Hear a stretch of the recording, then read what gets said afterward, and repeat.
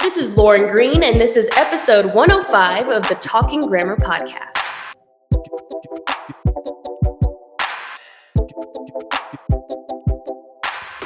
Hey, what's up, everybody? It's Jeff Grammer with the Albuquerque Journal, and this is the Talking Grammar Podcast. As you just heard, today's guest, or this week's guest, I should say, is Lauren Green, Albuquerque's own Lauren Green, doing big things in the sports journalism world, in the NBA space at this moment now. She is working for the Utah Jazz. She worked at KOB for a while.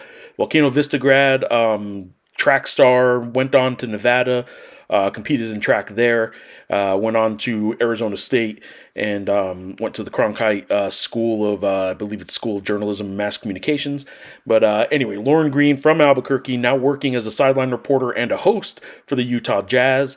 Really driven young lady, 26 years old, and just really driven, has a strong, high work ethic.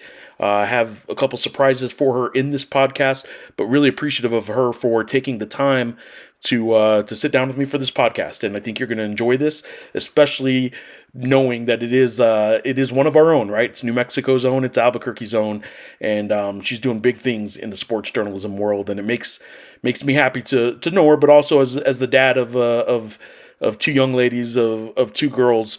I always like seeing not just women succeed in spaces that are dominated by men, like sports journalism and sports in general, but people from New Mexico that are doing it, women that are from New Mexico, showing my daughter and the girls of New Mexico that it can be done.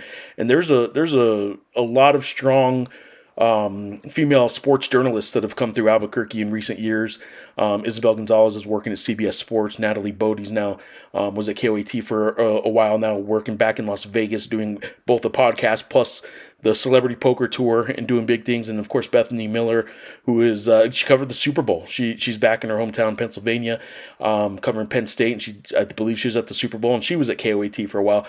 A lot of really strong, powerful, inspirational women in sports journalism. Lauren Green being one of them as well. So I'm glad she joined the podcast this week to talk a little bit about her year in the NBA, her first year, and about a lot more too. So hope you enjoyed it. Hope you enjoy all our podcasts on the Albuquerque Journal Podcast Network. And if you can help us out, please do so. Subscribe to local journalism if you can. It helps a lot. abqjournal.com/subscribe is how you can get there. Digital product, print product, and it helps things like this podcast as well. So hope you enjoy this conversation I had with Lauren Green from Albuquerque, who is now a sideline reporter for the Utah Jazz. As we record this, you are back in Utah, right? I know you just jump around the country all the time, just, visiting, flying around. You're kind of a baller like that now. So you are back home, I guess. It's weird to call it home, but you're back home in Utah? I'm back home in Salt Lake City. I'm trying to learn more about my home now that it's the off season, and I am exploring more of this beautiful state. Honestly, it's amazing out here. Well, so yeah, you got there pretty much like when it was time to work, right? You probably didn't have a whole lot of time to even shop around for apartments or anything. I mean, where you're at is probably where you were from day one, and found it pretty quick. And now that the off season is here, you get to try and figure out what that city's all about now. That's exactly what I tell people. Everyone in the middle of the season, everyone's like, "So what's Utah like? Like, how is it?" And I'm like, "It's great," but I also haven't lived there really. So yeah, now I'm here. Now I'm exploring the city and all finding more of the shops and the community and all the little local coffee spots I like to go to, and hiking a lot. I've started to become a little hiker. Yeah, I'm actually exploring. It's really fun. I love it out here. But you're always going. You're always doing something. You're not much of a homebody, lay in bed till noon kind of person, are you?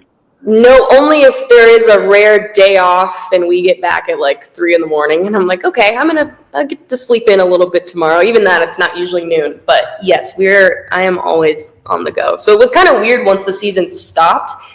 I was like, wait, do I have something to do? Wait, no, it's okay to rest and lay down. Well, I mean, you're I somewhere along the way, recently in my mind, I became the old guy in these press conferences, right? And all you young kids are running around like, I don't know, what are you, like 15 now or something like that? Like all you young kids are just like driven. Like there's a good batch of a bunch of you young journalists that are driven and working hard, which is fun to see. There's obviously others that don't work as hard, and that's fine, whatever, to each their own. But like since I met you, like you've always been, frankly, working your ass off to do something, right? Like you always kind of wanted to do more. When I first met you, you'd already come back to Albuquerque at KOB, and were you doing the morning show for a while too? Yes, I was the weekend morning news anchor at the time. Trying to do as much sports as you could, though. Sports is what you've always wanted, right? Yes, and that was something that I always thank KOB for too. They were very aware of what my goals were. Even though I jumped into news, they always made it apparent that, yeah, we know you like sports. So they always knew my passions too. And I'm really grateful for that. They've definitely, like, I wouldn't be here without the help that I had at KOB to get to where I'm at now. Well, let me make sure. I mean, I probably should have said this right at the beginning, and obviously I said it like in the intro before this conversation, but you are with the Utah Jazz. You are a sideline reporter / host. I guess how different is what you're doing now in the NBA from other I guess sports casting that you've done? Obviously, it's a lot more live stuff, and you got to watch a game and then immediately be able to fire off some questions relevant to the game. So it's probably a lot quicker, but how much different is the stand-ups you're doing on the sidelines, and then the studio hosting? I imagine you're familiar with that format as well. Right, yeah, like doing sideline it's such an adrenaline rush, which is why I think it's been my dream job for like a long time. So it's compared to local news, it's, I used to go live in local news, do hits and stuff, but you kind of have a format, unless it was like breaking news or something. But yeah, sideline it's so conversational and so like, you're just observing. You're just like, okay, I just came out of the timeout and Coach Hardy said blah blah blah ABC, or you do have your hits that you've like set up and you're like, I want to try to get this in this game, and I do like have bullet points of like, okay, I really want to hit this. But it is very just go with the flow. And it's just new every game, which is what's so fun about it. It's like you just never know kind of what's going to happen in the game. Sometimes I'm going to have so many hits because the flow is just going to be one way, or sometimes it's just like a different type of, like the flow is just always different. So it is different from local news and in that sense. Yeah. In hosting, yeah, I was relatively familiar with hosting when I hosted New Mexico game day at KOB on Friday nights, and then also our football night New Mexico show at KOB was something I started when I first got there. So I did have that background. The only difference here is it's like, you're going off of, it is more just off the cusp. I'm not reading a teleprompter. I'm just going off of what I know and kind of what we have set up like in my rundown. But there are a lot of similarities, believe it or not, between Really? Like everything I learned at KOB, again, I bring it up so much, but like going to local news prepared me, like even though they're completely separate jobs, I still write like packages, like every game, like, relatively almost every game if my producer isn't doing it, but I'm writing still little like packages. I'm finding like sound bites. I'm like producing little things, and then you're interviewing skills. Like it's all relatively similar. Like they're all translatable skills. So it actually is kind of scary how similar it is. Well, I imagine too that I joke that you're 15. I imagine you're in your 20s. I don't know how old you are. Do you mind saying how old you are? I just turned 26 a couple months ago. Yeah. Wow. Well, happy belated birthday. Oh, I shouldn't say I don't know how old you are. I sent you. You didn't get my birthday gift I sent you?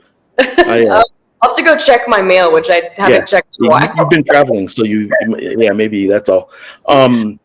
Let me go back a little bit. I don't want to go through a whole, this is your life kind of thing, but what brought you to Albuquerque, and let people know, what you did while you were here, what school you went, and you were an athlete too. Yeah. So back, what brought me to Albuquerque as like a kid, basically. Yeah. Yeah. So my mom, I moved around a lot as a kid. I lived in the South growing up a little bit, Georgia, South Carolina, and then my mom wanted to move back to her home state. She's born and raised in New Mexico. And so in Mountain Air, actually. Mountain Air. All right. Yeah. small town. So yeah, we moved there. I lived in a couple different places in New Mexico, Santa Rosa and Albuquerque. Played basketball, track, a little volleyball in middle school. Fell in love with track, and graduated from Volcano Vista. Go Hawks, I guess. Yeah. What was your favorite event, and what was your best event? Maybe they were this one and the same, but what did you do in track? 400 for both of those questions. 400 was what just came easiest to me, I guess, or more naturally to me. Mm-hmm. And I did short sprints too, 1, 2, 4x1, and then obviously the 4x4. But the 400 was like it just felt the most natural. So. When did you get started in, I mean, obviously kids run all the time, but like when did you get started in running with a purpose, running for track and actually competing in track? It's funny. I did a little track in like 5th and 6th grade in Albuquerque, but it was kind of like disorganized, as any like track can be for like 11-year-olds. It's just like there's like 20 heats for the 100, and I didn't really know what I was doing. I was just like, I like to race people, and my dad ran track in college, so it was kind of like this, like I just liked to do it, but it wasn't actually until I feel like I moved to Santa Rosa. I'd lived there for about 3 years of my life. But when I moved there in middle school, like 7th grade, that's when I feel like track got a little more serious, because I feel like in smaller towns, sports are just so big, like they take over. And so I was like, felt like bigger there. And by the time 8th grade came around, the high school coaches were talking to me like, your times are, we wish we could move you up, because at the time 8th graders couldn't run up. But that's when I was like, oh, like when people started telling me like, this is good. And I was like, yeah, this is fun. And I didn't know I was like running these types of times. And I feel like being in a small town, it's just amplified it and kind of made it look more like a vision to me, rather than just kind of like something people did socially, just for fun. So I do think like having that small town time I did help me find my love for track and field, actually. I know. Alamogordo's bigger than Santa Rosa, but it is a one high school town. Mm-hmm. And like one high school town kind of feel, I guess, kind of pits like, I don't know if that's part of what creates like I don't know if there's more of a community feel or what, but it's sort of a us against everybody. It's not even a crosstown rivalry. It's like, man, anytime we wanted to go compete with somebody, it was over to Las Cruces or up to Albuquerque. And like there's something, I don't know, maybe a little more added when like you're the only show in town, and when you compete, it's against a whole nother city or a whole nother town. I think athletes in one high school towns tend to, even if they don't realize it, I think they tend to have a different sense of, I guess, pride is the right word in what they're doing and in the school. But I know sports was big in Alamogordo too. Mm-hmm. No, I agree. I think that is something that's positive in small towns for sure. What's sports is always a part of your life then, huh? Mm-hmm. Yeah, growing up, my brothers played sports.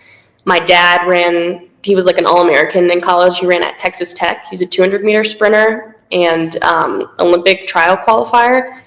My uncle played football in the NFL. Like, I just grew up around sports, and also not even just sports, but like a competitive household. I was like always competing with my brothers. Like, I still feel like we all compete, like in some senses. How many brothers? I have 2 older brothers.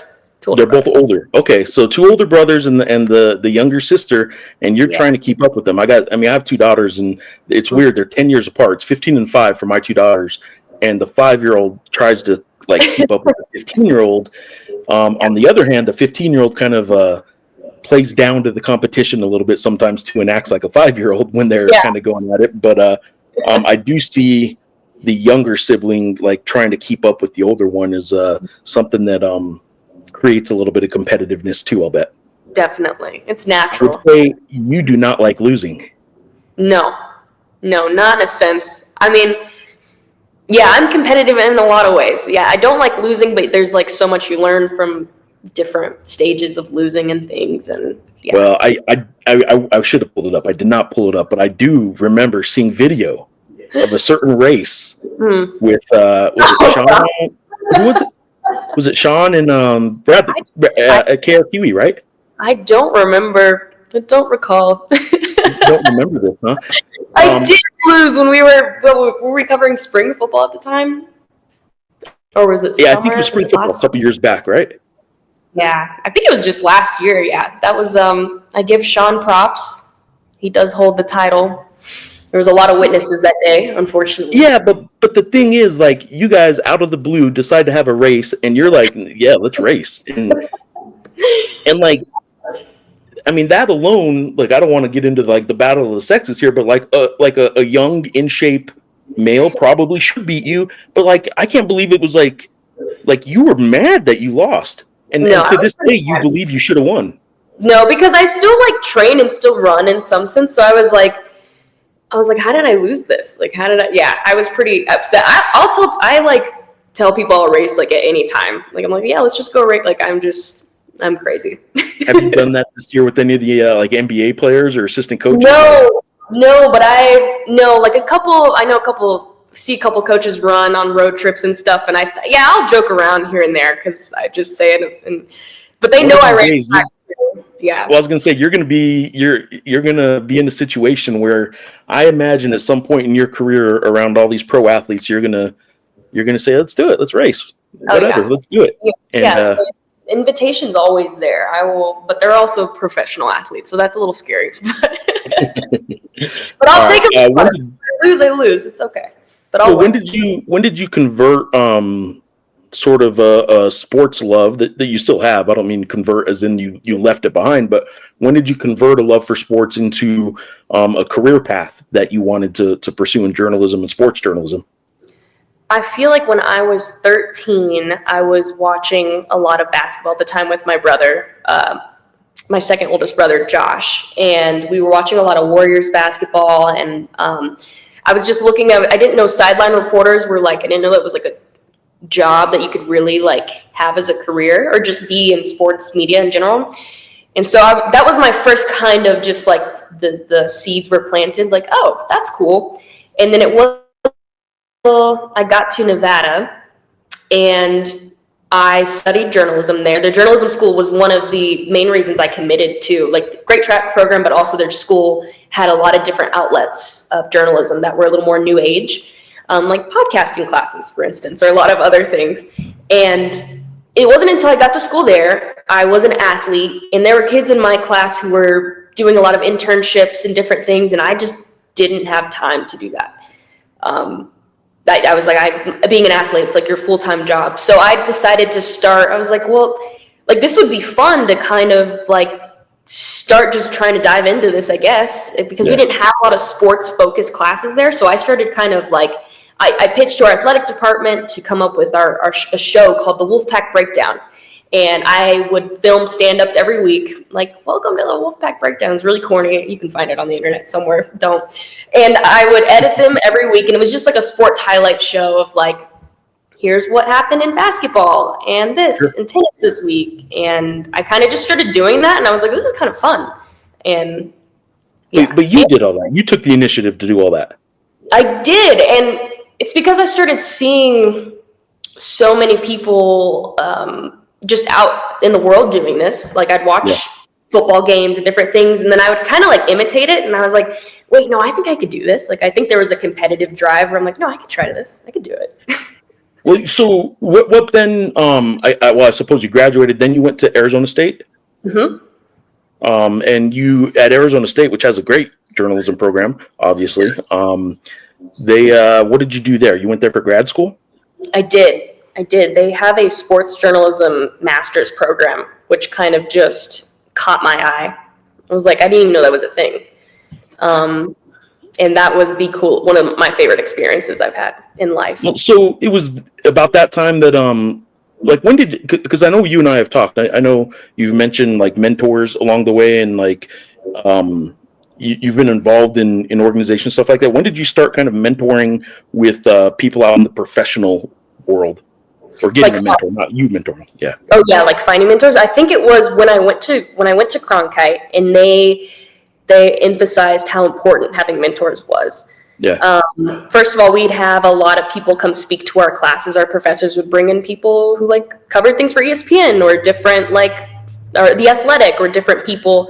And then they're like, okay, now here's their phone number. Like, make sure you connect. And I started to kind of exercise that networking muscle in grad school. And then one of my first mentors, Ron Kellum, I was trying to get my hands on everything in grad school, and there was an opening to be a production assistant on a documentary being filmed, not sports related, but about racism in the Mayo Clinic and then in the medical industry. And I was like, sure, I'll do it. Like, I'll hop in. Like, that sounds like up my alley.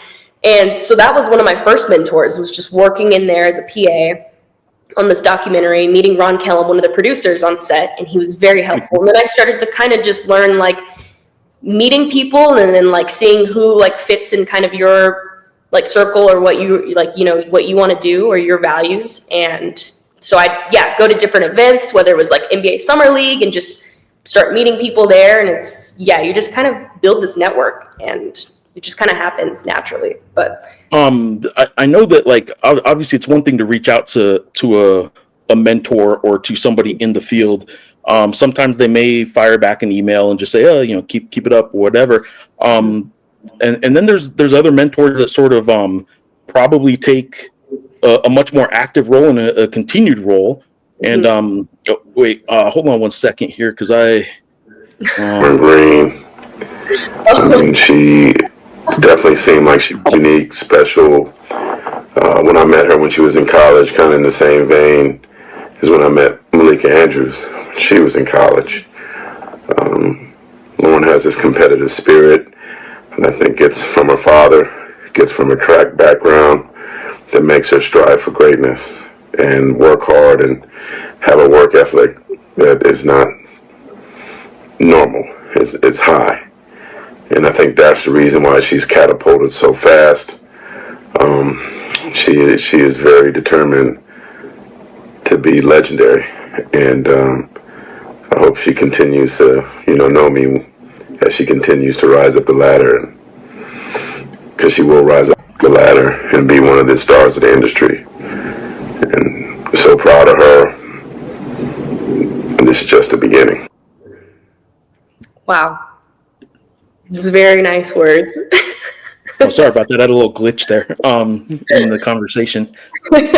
Obviously, Mark is a guy that I've met through the years just doing basketball stuff.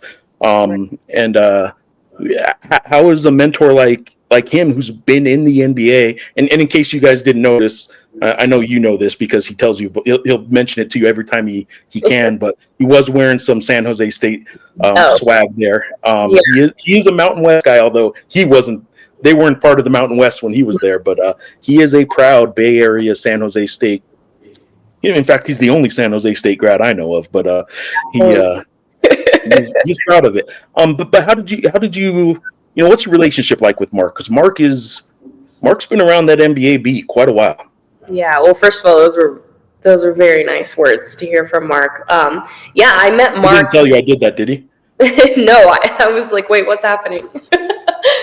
I met Mark when I was in grad school covering NBA Summer League for the first time. I was out there with one of my classmates, and we were covering Arizona-related athletes who had just been drafted or in Summer League for the NBA. And of course, I knew who he was. I knew you see a lot of people at Summer League, and you're like, oh, and you just kind of just start going up to people and meeting people. And I'd met him there and just kept that relationship going. Asked for advice, like, here's some work that I've done, or hey, I've got this job offer. Like when I first got offered KOB, he actually gave me a lot of advice towards that, along with many other people in my life too. But that, especially now that I'm in the NBA, that relationship's just continued to grow, because now we work together, sometimes see each other at different things. But he is honest when he sees my work. He critiques things, but he's just been someone in this world, this league, which is there's like so much going on all the time. He's been a very grounding person to have to navigate this, to help. And not everyone's like that. So it's, I feel very... And he feels comfortable with you enough, and apparently you comfortable with him enough that he'll be honest with you. Yes. Yeah. Well, and I'm like, I'll take any critiques, I like to think I'm a pretty coachable person, because I know it's bigger than this. I want to get better in whatever I'm doing. So, yeah. Well, I do know that, again, just here in Albuquerque, I've done so many of those post-game press conferences, and Patino was here, and Patino's good a good coach to cover. But for men's basketball, like the questions get so formulaic in those press conferences, and I'm writing something every day. I have a unique position where I actually do content every single day. So sometimes my questions are like a little bit different than other people's, and I sometimes kind of get mad that like, oh, I don't need just like a 30-second soundbite like the TV people need. I need to like have content for the next few days. So I try and go down paths sometimes that others don't. And I remember kind of thinking you had asked a couple questions where it's like, wow, she actually watched the game. Like that was actually pretty specific to the game and the stat sheet in front of her. And it wasn't just so-and-so scored the most points. And I remember telling some people I work with, I was like, it's like this Lauren Green girl over at KOB, like she actually knows basketball. Like you can tell just by how she's asking the questions, because it does get so repetitive, and like I've been doing this 13 years, and it can get formulaic. You have to find new things to do. You have to do things in a way that you get out of your comfort zone, because comfort can really, really mess with things. And I remember hearing like a different voice, and it wasn't just because it was literally a different voice. I mean, a different way of asking questions, and I was impressed. But from the start, I was impressed with you. Oh, well, thank you. It was very fun covering the Lobos. I got really lucky. I was there. Patino was easy to cover too, because he would give us shit back. He would talk back and forth with us, and he'd give us a hard time. So fun coach. So that was fun, and it was I think a pretty good environment because they were winning. I mean, you weren't around during like maybe the Craig Neal years that were going down, or the struggle years of Paul Weir. Like sometimes those pressers weren't nearly as fun. I got really lucky, heading to Memphis for their first March Madness run since in like 10 years. I was like, wow, like the stars are really aligning, because that was like my favorite thing to cover, and I was like, wow, I feel really lucky. I remember I think you Lee, I can't remember who all was there from KOB, but it was you and Lee, and was it 4 people? 4 of you that went, or 3? Lee and I and our photographer at the time. And the photographer. And I think you guys got there either a day before me or maybe the first night. You guys had gotten down there and eaten, and like you guys had recommended some restaurant, and like you told me try this, and like I went and looked at the menu, and it was like the biggest like platter of food or whatever it was like they had there, and I'm like, you ate that? Oh yeah, it was a big steak from, was it Blue City? I don't know. I don't remember. You'd have to ask Lee, but Lee recommended it. Yeah, it was really good. Yeah. Well, man, Memphis was fun. The result wasn't obviously what the Lobos wanted, but are you a Lobo fan? It's you funny. You grew up in Albuquerque, but you're a Nevada alum.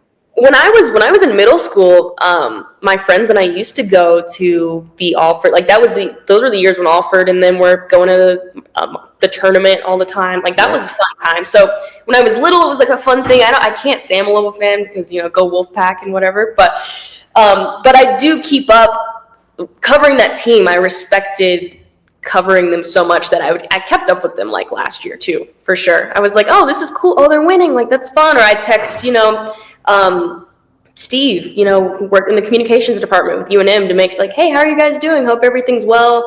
See you guys are up here in Utah, like covering Utah State. Like I respected the program so much that I'd keep up with it. I do think people, I know you can see arguments on social media that I always fire back with people about that. Maybe I shouldn't, but some people just don't believe that you can cover a team and not be a fan. Like, I really, really enjoy covering the Lobos, and I really enjoy getting to know these players and these coaches.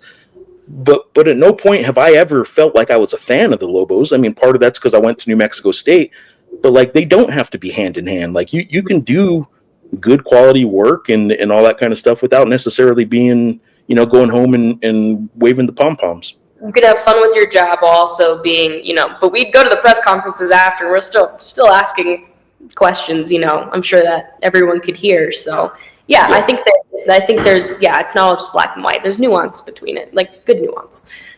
There's good nuance. Yeah. You also did some work with the Mountain West while you were here and kind of starting again the whole, like you just can't sit down and relax a little bit. You were always trying to get something else going. You did some Mountain West work. You mentioned Summer League already. What'd you do with the Mountain West? I was on their indoor and outdoor Mountain West Conference Championship broadcast. So I was their analyst their color analyst for those Little broadcasts. track background helps there.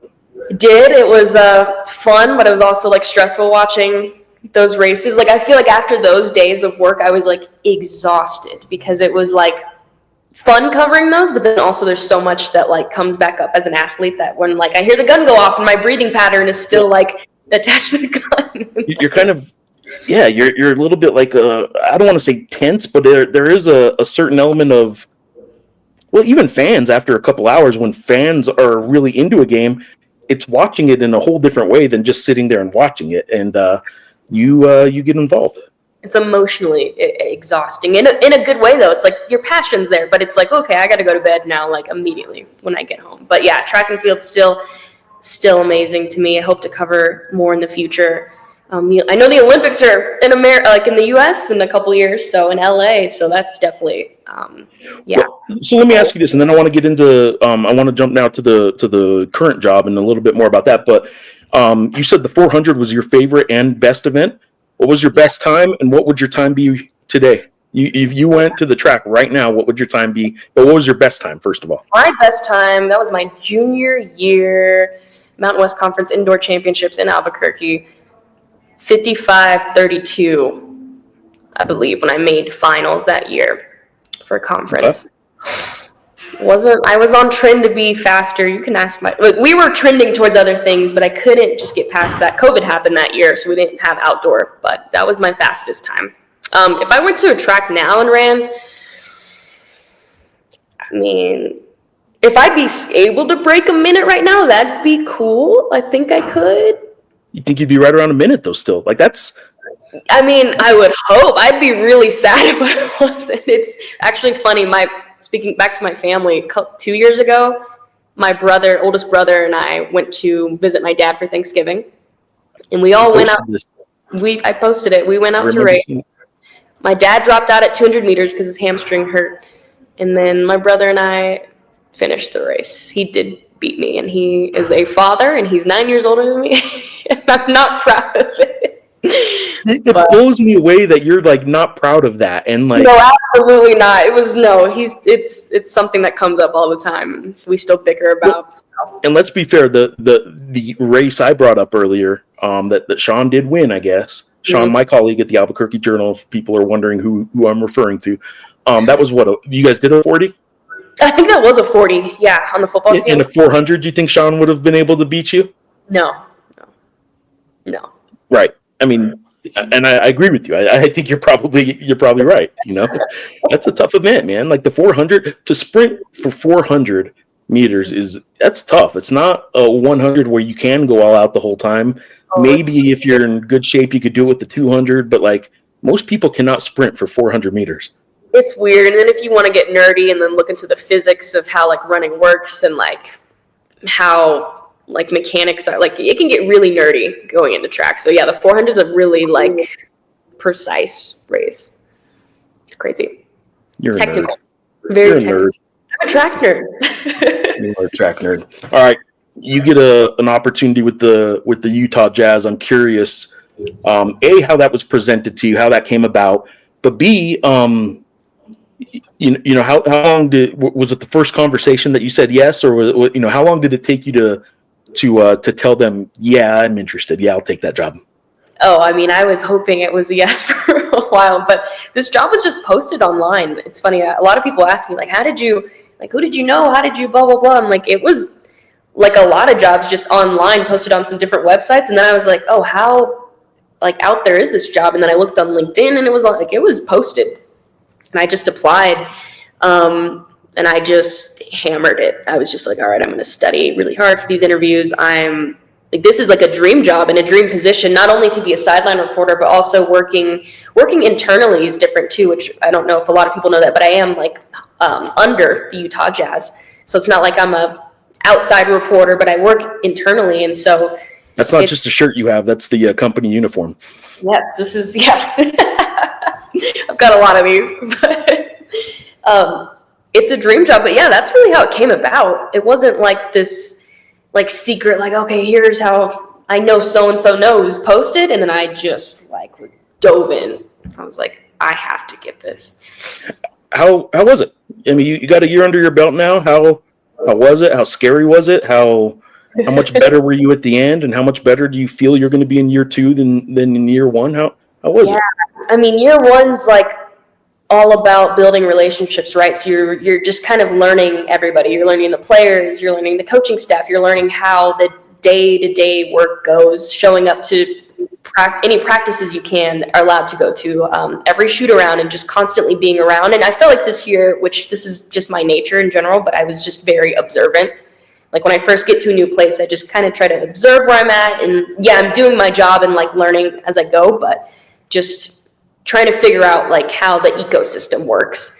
I'm very lucky. The Jazz are an amazing organization. I don't just say that just because I work there either. I tell people this all the time. I work with some really great people from top to like just everywhere.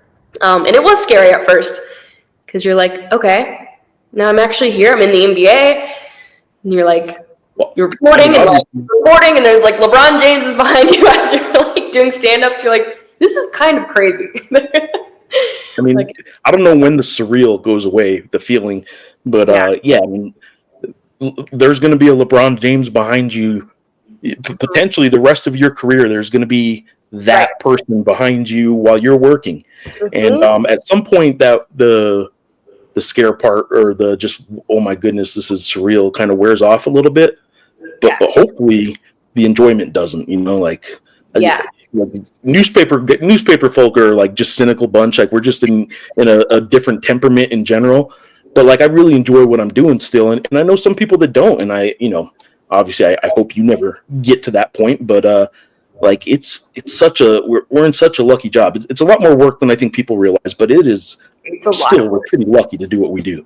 It's a lot of work, but it's what's that phrase? If you're doing what you love every day, it doesn't really feel like work. And this workload was something different. Like I was working every single day. I mean, and we're traveling and you're landing in a new city at 2 a.m. and then getting to your hotel around 2:30, 2:45, waking up the next day. If we're on a back-to-back, going to, just waking up, trying to wake up and prep for the next game. But it is the most rewarding. Like every day I do feel lucky. I'm like, this is amazing. Like this year we covered, when Luka Doncic got traded to the Lakers, we were the first team that he played. Like he was sitting out a little bit, right? Still dealing with that injury. And they're like, all right, his first game's against the Jazz. So that I was reporting while he was warming up behind me, like, this is Luka's first game. JJ Redick was saying this pregame. I was like, this is insane. Like I was like, I love my job. And all that stress is just not even real stress, honestly. It's like you kind of brush it off because you're like, this is fun. Like it's fun stress. All right, I'm going to ask you the hard-hitting stuff now. Uh-oh. Okay, this is the part you need to be nervous about. As a sideline reporter, but like I'm not pulling off the sideline gig very. I'm not going to be there being able to be as quick and to the point and as direct as you. As people know, even on this podcast, I sit here and ramble. Right? It's called talking grammar for a reason. But like, you don't only have to know how to do your job, but like, you have to look presentable all the time. You're not wearing like this Callahan Auto Parts T-shirt on a podcast, and you're not doing that kind of stuff. Like do you get a wardrobe budget? Do you have somebody there that if you're on air that's doing your makeup? Are you doing all that yourself? The whole production of it all goes beyond the journalism, right? Again, the newspaper folk, we don't have any of the we need to be presentable. We just have to write a story. But you have to be presentable. Like, do you have people behind you that are helping with any of that kind of stuff? Nope. I go to TikTok and watch makeup tutorials. Really? Yeah. I mean, that's the best spot to learn what works and what not. I mean, it's kind of fun. It's like playing art on your face, playing artist. But no, I do, just like any job, where either when you're in local news or whether or not, you get somewhat of a wardrobe budget. But no, I'm just figuring out what to wear for 82 games. And like we go on like 12-day road trips. And like 12 different things, can you? It's like 12-day road trip. You got to plan for like we have like okay. It's not 12 games necessarily. Yeah. 4 games, but then you're like, but then I have 4 game outfits. Then you have backup outfits in case you maybe you spill something on something, or like a button breaks, which like that happens a lot. And then you have shoot around outfits, and then you have your normal clothes outfits. And it's like I've got like 2 suitcases. But at the beginning of the year, it was like, oh my gosh, what am I wearing? This is so complicated. Like it is like a stressor in the middle of the day. And then towards the end of the season, I'm like, oh, we're going on a road trip. Well, I'm just gonna throw all this in here. And then when I get to game day, I kind of I'm like, yeah, this works. And like you get more comfortable. Well, so you did 82 games. Yes, I did 82 games. I did sideline for majority of them, but I hosted the games that we did. I hosted maybe like 4 games this year, and Holly Rowe, who also still works with us, did sideline at home for about 4 games. So. All right, so let's just, I'm just going to use the number 82. 82 outfits. Yes. How many repeated themselves? I had some repeats. A couple. You have to, right?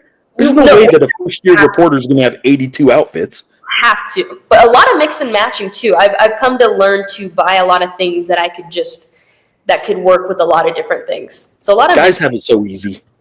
I know. Oh my gosh. We can wear like a dark blue jacket with a white shirt and then a dark blue jacket with another shirt and pretty much alternate those like a whole 82 game season and people probably wouldn't notice. Mix in a couple different ties. Yeah, and then you gotta do your hair too, like having like your hair is a whole other thing too. Like I'm like, oh, today I gotta like wash it, then blow dry it, and then it's yeah. Or as I've learned, the eyelashes. Yes. Sometimes you need eyelash glue. Which I never run out of glue anymore. I never run out of glue. I've always got it on me.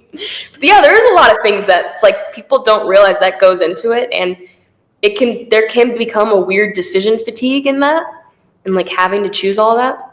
So you kind of have to just learn how to make that another muscle to exercise. Like, all right, well, I'm just gonna wear this, whatever that works. But well, yeah. I don't know if it had to do with the fact that, like, again, I say all you young kids running around doing all this now, but like my literal young kid who's in the other side of the house here, I'm back here in my little office space here, but she was starting to get into her, she's a teenager and she was getting into like makeup and stuff, and like right about the time that Bethany Miller left, and you were like, oh my goodness, like I'm gonna be the only girl left here, and like who am I gonna borrow eyelash glue from? And I overheard that.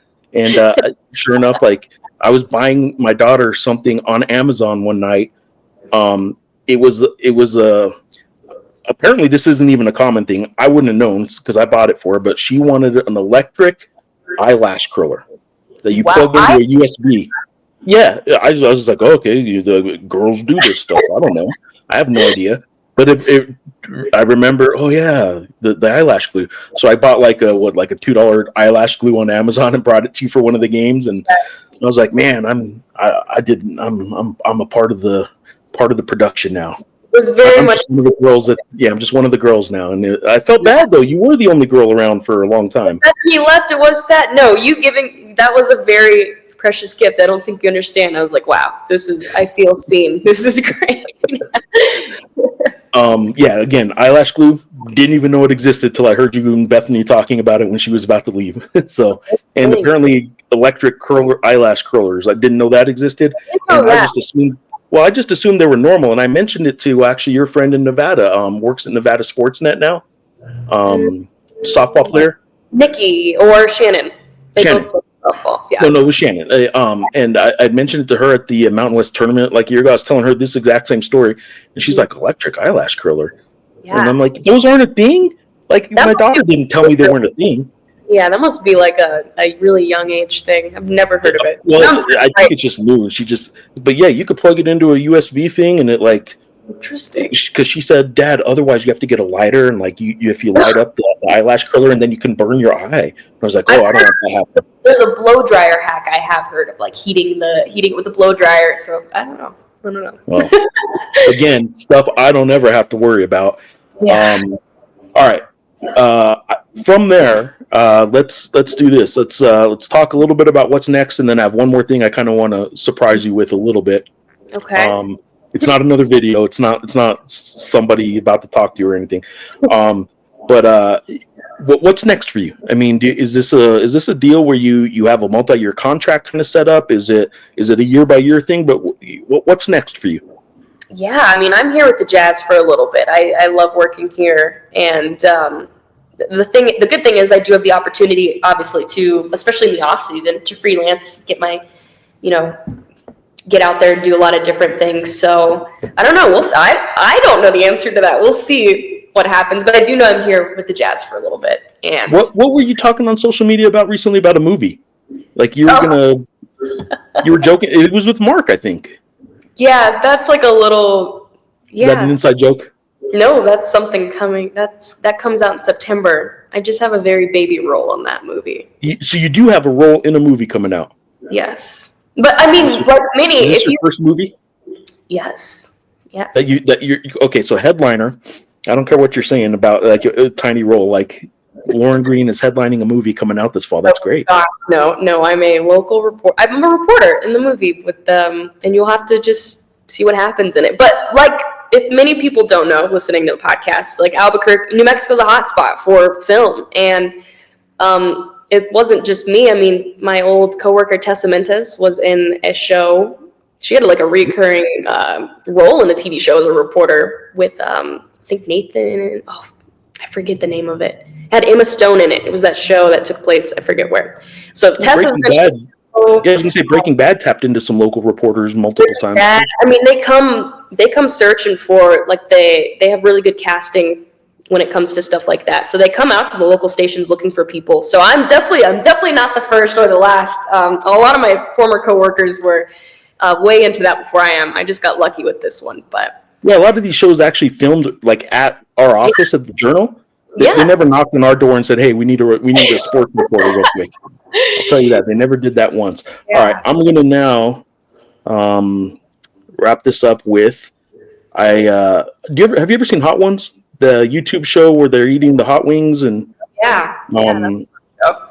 there's a guy there, or one of the little segments he does on there while they're eating these hot wings is like explain that gram is what they call it from your Instagram. I have a couple pictures from Instagram that I'm going to pull up and just have you give me a quick answer. I mean, shoot, we've already been talking 45 minutes. So tell me just a quick, what is this? I have 7 pictures I'm going to show you. Oh, and I think just kind of different stages of what we just talked about. Mm-hmm. Yes, that's when I signed my letter of intent to go to Nevada at Volcano Vista. Right next to me is Abram, who was also a 400-meter star back at Volcano Vista. We had like a powerhouse team back when I was in high school, like for the boys and girls. So everyone was running fast. That was a fun day. Yeah, my family was there. My coach was there. That was fun. It was a good time. 2017. All right. Yep. Okay, that was when I graduated high school. I decided to go skydiving. I was like, Mom, I really want to do this. And so she let me go skydiving, surprisingly. I was like, this seems like a fun thing to do. Would your dad have let you? Probably. I think so. I'm not letting my daughter do it. But my daughter's clumsy. Like, my family probably we're not the athletes you are. Like, I get it. You can be clumsy in the air just as good as an athlete can be in the air. You're not really going to do anything when you're in the air. But, like, I don't know if I could trust my daughter's skydiving. It's crazy. I would love to go again, I think. I don't know. That's funny. Yeah. Was it fun? I mean, was it worth it? It's so surreal. It's hard to explain. It's kind of like beautiful. I don't know. That's what I thought. It's like, this is beautiful. Is it quiet or is it loud? I guess it's loud, but you almost like not black it out, but you're just like, there's so much going on around you. You're just like in awe. You're just like, oh my gosh, this is crazy. Yeah, that was a good time. Yes, this was the first time I ever did sideline reporting in grad school, Arizona State. I was covering some volleyball. And that's when I learned, I was like, oh man, I was kind of scared. I don't know too much about volleyball, like in the college scene. Like I only played in like 7th grade. And then I learned like more of how like storytelling is in sideline reporting. So that was like my first game, sideline reporting. Pac-12 Now was like wasn't Pac-12 Network, but Pac-12 Now, I think it was what it was. So yeah. And two things real quick. I do apologize to the people who are listening to this podcast as opposed to those who are watching it. Photo segments aren't the best to listen to. This also reminds me that we kind of mentioned journalism at Arizona State. They have one of the best there's a lot of good sports journalists coming out of the Cronkite. What is it? The Cronkite School of Journalism, or mass communication. Yeah, they're some driven, whether it was my cohort or I'd say the undergrad kids are honestly like, they're the crazy, in the good way, the crazy ones. They're so driven. And yeah, anyone coming out of that school is just, I mean, they're going to get to work. Yeah, but there's so many hands-on opportunities there. It's like to be able to do this in school was crazy. Nothing better, and I mean, again, decades ago now, because I'm so old now, but nothing was better in my college career than working at the student paper when I was the editor of the Roundup, and just I learned so much more doing that than I did in any journalism class. And you still need the classes as the foundation and all that kind of stuff, but like you gotta go do something. Yeah, you gotta just go like learn how to do things. It's fun. Yeah. Learn how to mess up sometimes too. Yes. All right. Which will happen. KOB. Yes. I don't remember. I don't know if this was like a specific day or game or anything necessarily that I saw, but I did feel I should probably bring up a KOB picture in the pit. I wonder if I could remember what game this was. I feel like I used this on my reel at one point. I don't remember what game this was, but yeah, we did. I have a lot of hits from the pit. Again, those were like the most fun seasons to cover for the Lobos. Is it part of a television photographer's like their contract? Is it part of their duty to take these pictures? No, I just had a really good photographer, Joey was his name, and he always loved to get behind the scenes stuff for us, and he was really good about doing that. So he would he'd frame it up really nice. So shout out Joey. It's not no one's job, but he would just do it, and it was really nice to have. So I'm telling you, when I see pictures like this, I'm always like, how did you get that picture? Again, I'm not taking my picture while I'm writing, so. Yeah, I mean, you can either ask, but he liked to just do it for all of us who worked there, so it was really nice. That's pretty cool. Yeah. And you did enjoy covering the Lobos.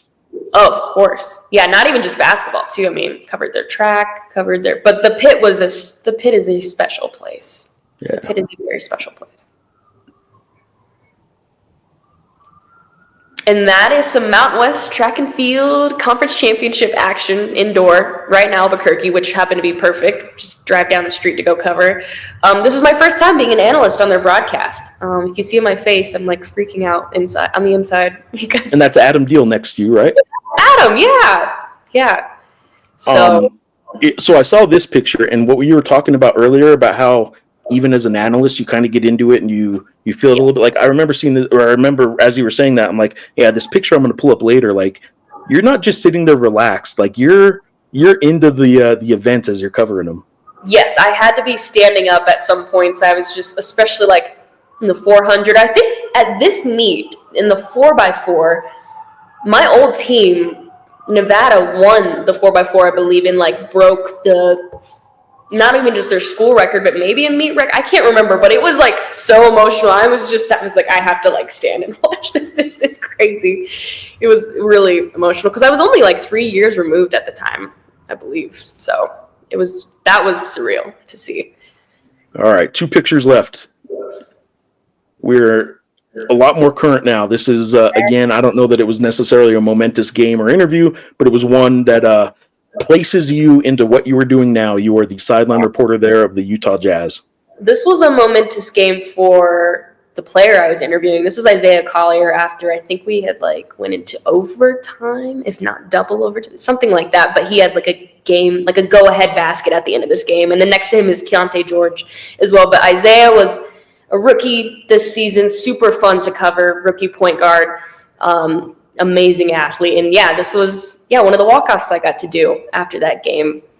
It was a really fun game. And Delta Center is Utah fans are amazing. They show out this whole season. It could be a Wednesday night, Sunday night.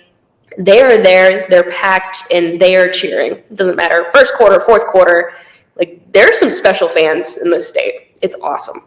So, I've covered a game there. Yeah. Lobo fans probably don't want me to mention which one it was. I won't mention Harvard. Yeah, that's a touchy spot. Last one here, and this doesn't even have a person in it. Yeah. Yes. I don't know how people that are watching, people that aren't, can't see this at all, but this is for your show, and the reason I wanted to bring this one up. Man, look at that double byline. I call it a byline. I'm a reporter. The double like billing of the two hosts there. It's you and Holly Rowe. How cool is that? Leading Absolutely. ladies, by the way, is what we're looking at. Absolutely insane. This was one of our alternative casts we did this year on Jazz Plus or SEG Plus, our streaming platform.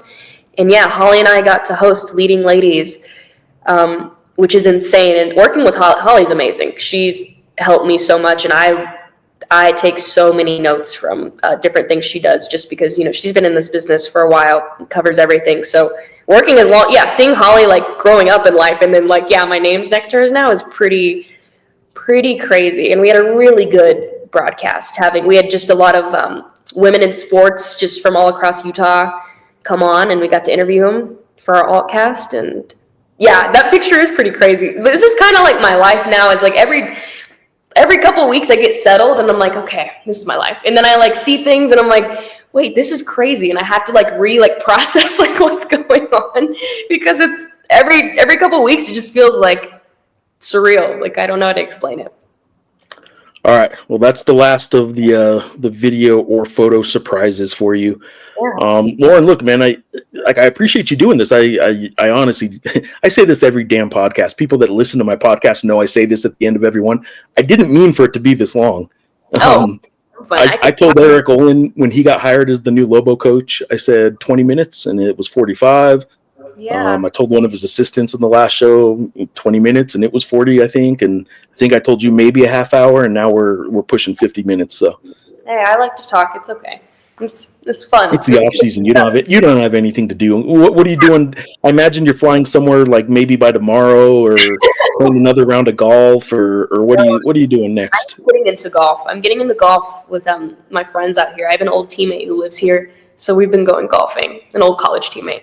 So that's been fun. And Utah's has all these amazing golf courses. So I'm learning.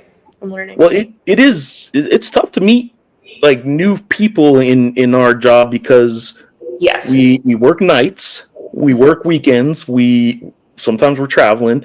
I mean, look, I'm lucky. I got the home life. It's not like I'm trying to meet people anyway, but like it is a tough gig for younger people, because like if you don't like the people you work with, like you're in a tough spot. You better like them, because you're spending most of your time with those people. They become your family, which is, again, why I'm so lucky. It's been like the easiest transition. Everyone's just so helpful and also really driven. Coming here, you come into an environment, it's a professional sports team. So you're around athletes who are coming to work every day, a coaching staff coming to work every day. You could just see how they work. Not to mention my bosses, our broadcast team, and everyone's just working so hard. So you show up and you think like, okay, I am a hard worker, but then you're like, you don't want to be the weak link, and you're like, oh, this is like, I'm just going to hop right in, and it's just this fun environment where everyone kind of grows together. So, yeah, I love the people I work with. That's awesome. Keep absorbing from all of them, keep stealing ideas from them, keep doing all that, because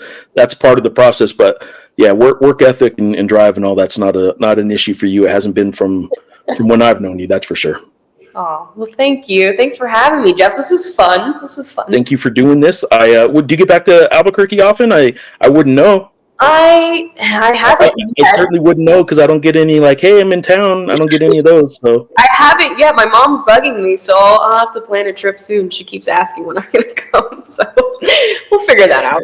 Yeah. Awesome. Well, hey, look, seriously, thank you for doing this. The cheesy stuff is true, though. Like there's still a whole lot of growth to be done in this industry with females in the positions you're in, and I'm glad that you're from Albuquerque, showing people here that this is an avenue. It's not just like you came through Albuquerque like some have done, and it's nothing wrong with the people that do that as well. But you went to high school here. You're a local kid doing good. So awesome.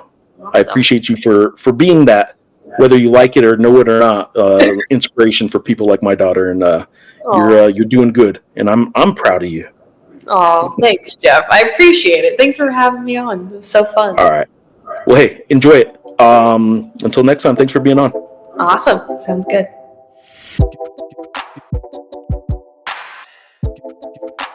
All right, there you go. Hope you enjoyed that conversation with Lauren Green, a long one, and certainly appreciate her for taking the time to do it. She's back in Salt Lake now. NBA season for her is over. The Utah Jazz did not make the playoffs, and she completed her first year. She has other projects and other irons in the fire, as she always does. But really appreciative of her taking the time to have this conversation today on the podcast. Hope you enjoyed it as well, and if you can, support the other podcasts that the Albuquerque Journal Podcast Network is starting to put out there. There's some good ones out there, and if you can support local journalism in general, please do so. If you can support the Albuquerque Journal specifically, I ask that you do so. abqjournal.com/subscribe is how you could do that. And subscribe. Digital product, print product. It helps us put out products like this, helps me cover Lobo basketball year round. Obviously, this podcast is primarily Lobo basketball, but does veer off course a little bit every now and then, and I would say today is one of those. It was certainly not Lobo basketball specific, though Lauren did cover Lobo basketball while she was at KOB, and I appreciate her for being on. Appreciate you for listening or watching, however you're consuming this podcast. Much appreciation for you for doing so, and until next time, thanks for watching.